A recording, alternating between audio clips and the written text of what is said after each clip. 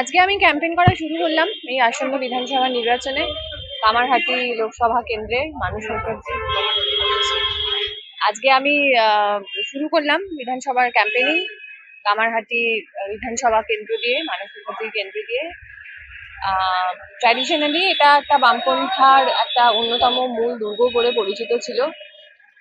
যখন অন্যান্য অনেক জায়গায় এখানকার এলাকার ট্র্যাডিশনালি বামপন্থী মানুষজন রয়েছেন, যদি ফেয়ার ইলেকশন, আমরা বহু বছর পশ্চিমবঙ্গে ফেয়ার ইলেকশন হয় না, মাসেল এবং মানি এবং রিগিং এবং বাহুবলী এদের বিরুদ্ধে আমাদের লড়াই করে টিকে থাকতে হয়েছে।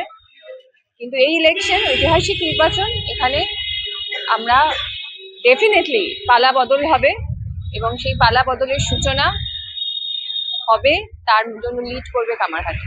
কামারহাটিতেই বেছে নিলেন বিধানসভা নির্বাচনে প্রচার শুরু করলেন, কামারহাটিতেই বেছে নিলেন কেন? বললাম তো যে কামারহাটি ট্র্যাডিশনালি বামপন্থার দুর্গ বলে পরিচিত ছিল। অনেক আন্দোলন, অনেক গণ আন্দোলন মানুষ এখানকার দেখেছেন। ইলেকশন পশ্চিমবঙ্গে ফেয়ার হয় না, কিন্তু এবছর উইল মেক শিওর যে ইলেকশন ফেয়ার হচ্ছে। বুথে আমাদের নেতারা থাকছেন, যারা পোলিং এজেন্ট থাকছেন, এবং এই ফেয়ার ইলেকশনের আবহে এইবার কামারহাটি আমরা পুনরুদ্ধার করব। সেই জন্য আমি জয়ী কেন্দ্র থেকে আমার প্রচার করা শুরু করলাম। অভয়ের মা বিজেপির হয়ে দাঁড়াচ্ছে, কি বলবেন? দেখুন, রাজনীতি করার সবার অধিকার আছে এবং ওনারা যে পরিস্থিতির মধ্যে দিয়ে গেছেন, যে ট্রমার মধ্যে দিয়ে গেছেন, যে পরিস্থিতিতে ওনাদের ফুটফুটে ডাক্তার মেয়েকে নিহত করা হয়েছে, তারপরে মানুষের নানান রকম রিয়াকশন হয় এবং সেই রিয়াকশনে ওনাদের কোথাও হয়তো মনে হয়েছে যে বিজেপি করলে ওনারা জাস্টিস পাবেন। কিন্তু আসলে ঘটনা তো আমরা সবাই জানি যে নারী অধিকার, নারী সুরক্ষার প্রশ্নে বিজেপির আসল স্ট্যান্ডটা কি। তো সেক্ষেত্রে আমার মনে হয় যে সিস্টেমটাই আমাদের এত পচে গেছে, যে জাস্টিস ডিলেড এতটা বেশি হয়েছে, ওনাদের দেওয়ালে পিঠ থেকে গেছে এবং সেখান থেকে ওরা একটা ভুল ডিসিশন নিয়েছে। ওনাদের প্রতি আমি অশ্রদ্ধা জানাচ্ছি না, কিন্তু আমরা আমাদের জাস্টিসের জন্য আন্দোলন নিশ্চয়ই চালিয়ে যাবো।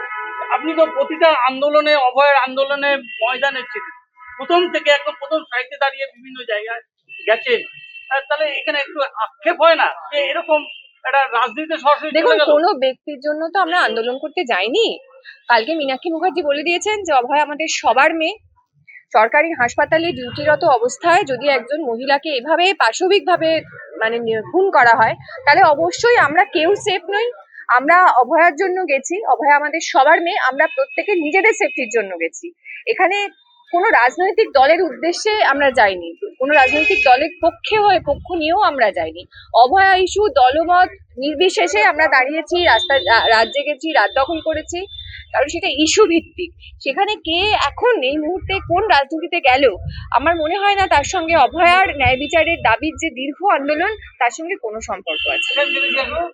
কামারহাটির দিয়ে প্রচার শুরু করলেন, কামারহাটির মানুষের কাছে আপনি দেয়াল লেখে প্রচার শুরু করলেন, কি বার্তা দেবেন, কি বলবেন, আহ্বান রাখবেন কি? কামারহাটি ট্র্যাডিশনালি বামপন্থী মানুষের, কামারহাটি ট্র্যাডিশনালি বামপন্থী এবং এই অঞ্চল বহু রকম আন্দোলন, গণ আন্দোলনের সাক্ষী, বহু ত্যাগ শিকারের সাক্ষী, বহু কিংবদন্তি বামপন্থী নেতৃত্ব এই ভূমিতে জন্মগ্রহণ করেছেন। ইলেকশন ফেয়ার হয় না, আমরা জানি।